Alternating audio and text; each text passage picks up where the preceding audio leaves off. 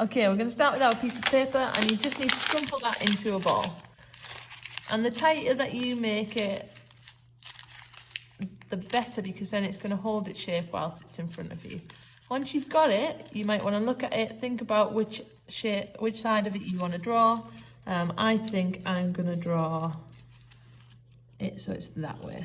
And the important thing is that once I put it down, I'm not going to move it at all.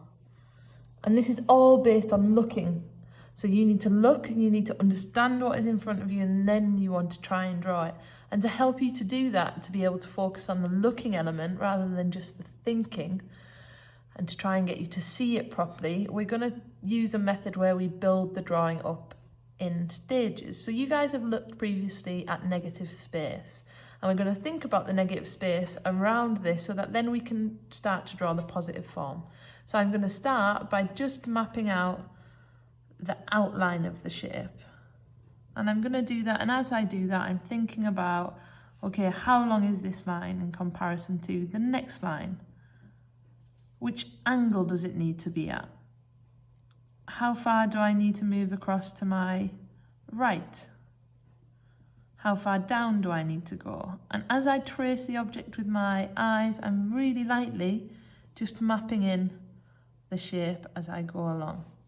And I'm going to continue to do that until I get all the way around. And I can, because I'm drawing so lightly, I can edit it as I go. And I want to be doing that. I want to be thinking, okay, is this right? No, that needs to be a little bit longer. Okay, make that a little bit longer.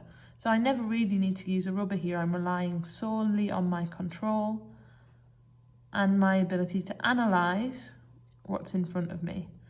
And at this point, as I reach here, I'm going to compare, does that bit jutting out measure up there? So yes, they should be roughly the same height. So I know that that's about right, which is great.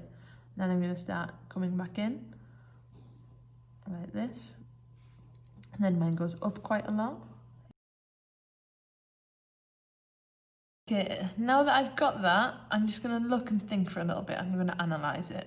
Where is it going wrong? Where is it going right? I think this shape here, I think I rushed that a little bit at the end, so I'm going to pull that up a little bit higher.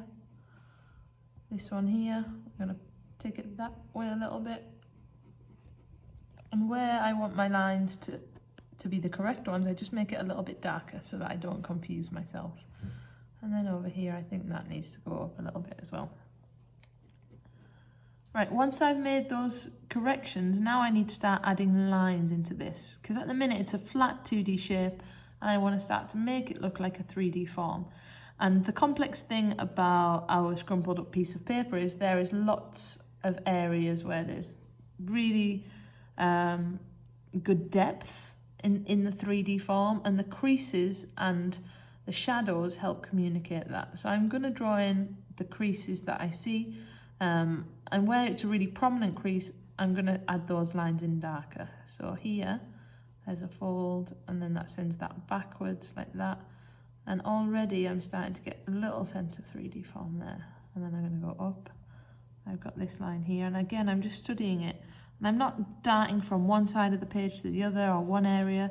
I'm just strategically going to move my way along the image so that I don't confuse myself.